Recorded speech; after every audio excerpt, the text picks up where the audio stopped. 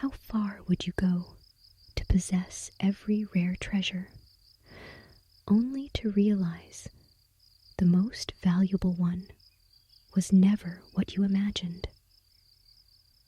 What happens when a queen discovers that true riches aren't measured in gold, but in the happiness of her people?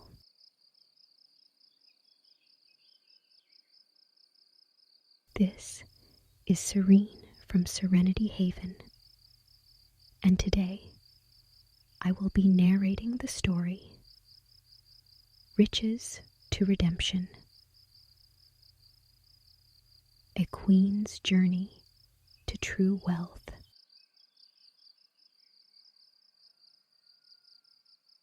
Once upon a time, in the far west, there was a wealthy kingdom nestled between the coast and mountains. It was a large country with a large population. The country became rich in ore mining and maritime trade, and gradually became the center of trade on the continent. The king of this country was a very wise man, and under his command, the country grew stronger and stronger. His treasury was also filled with riches. But even though he was already the richest king in the whole continent, he was still not satisfied, and his life creed was, "Life is wealth." He worked hard every day to make as much money as he could, but lived a very simple life. He even ate the same food as miners and peasants. Why? People thought that he loved the people like his child, so he ate the same food as the people at the bottom.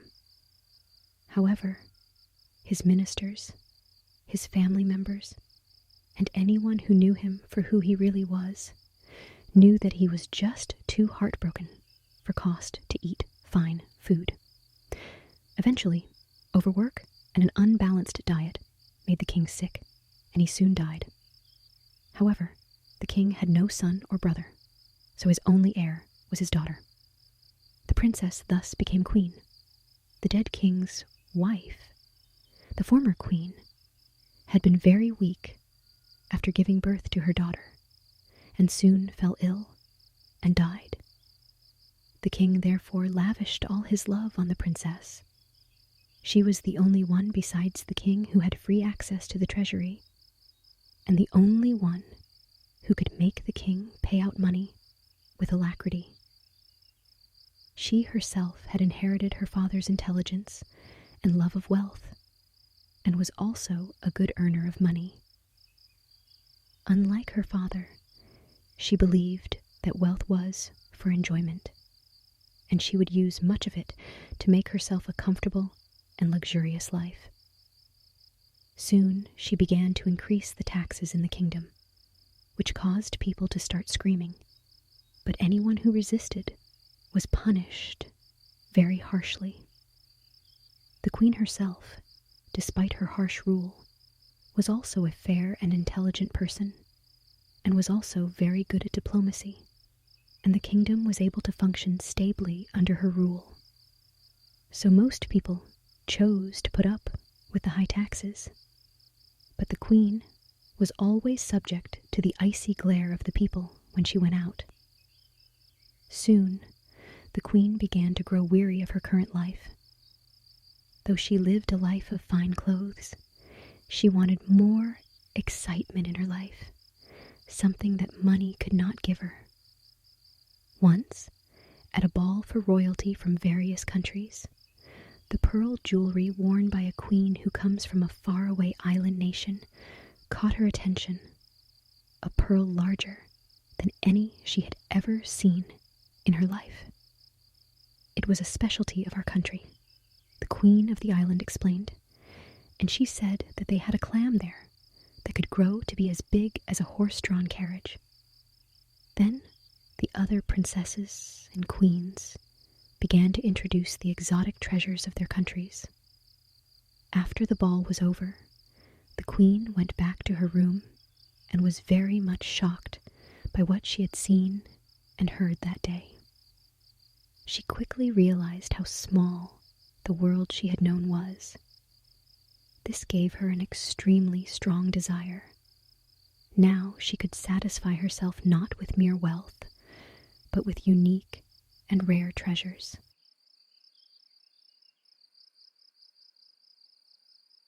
Soon, she found a witch and asked her to make a magic necklace. Just say what you want and recite the spell. The necklace would then take her to where the thing was. However, actually finding the treasure on her own was very dangerous, because some of the treasures were in deep oceans, volcanoes, or jungles inhabited by fierce beasts. So, the queen made a decision. Soon, every time she visited another country, the queen secretly memorized the location of that country's treasures. When it was late at night, she would use the necklace's magic to sneak off and take the treasure away. Play with it for a few days, and then send it back, she thought at first. But her possessiveness for the treasures eventually took over. Soon, queens and princesses from other countries found their treasures missing. But no one suspected the queen, as many could attest to the fact that she happened to be well enough to stay in her room and sleep in the dead of night, never leaving. It was so exciting for her. The queen looked at the others anxiously and was somewhat complacent. However, there was one queen who acted as she always did, calm and friendly. She was a queen from a small, remote country that was so barren and small that it couldn't even inspire a strong country to attack. "My treasures will never be stolen," she said. "You have treasures?"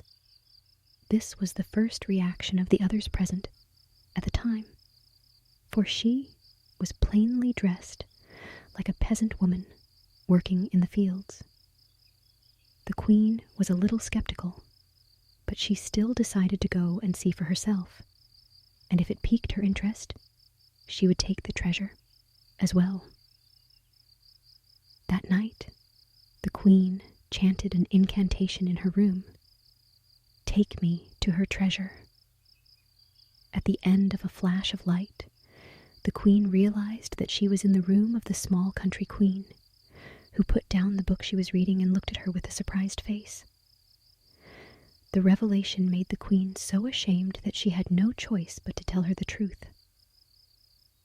The small country queen did not blame her, but let her stay for the time being, and when the next day came, she would take the queen to see her treasures.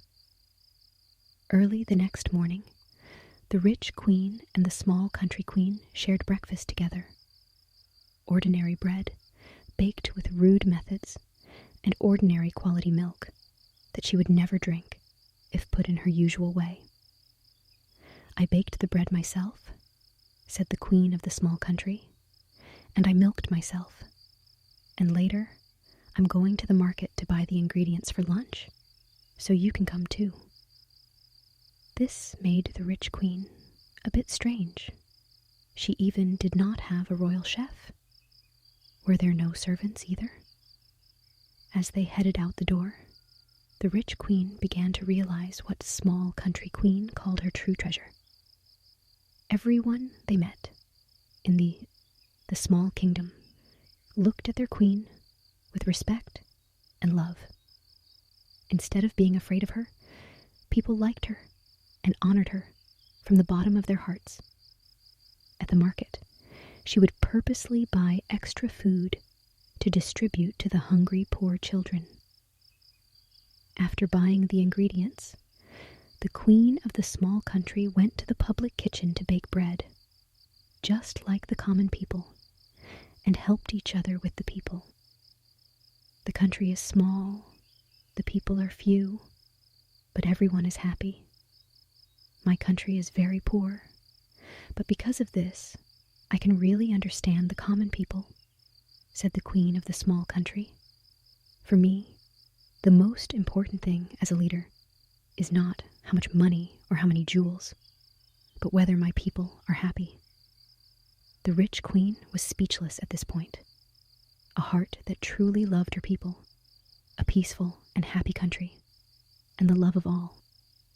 These are her treasures. Can I create such a place now? Upon returning to her country, the rich queen gave back all the treasures she had stolen and began to lighten taxes and began to pay more attention to the feelings of her people. Eventually, her country became more prosperous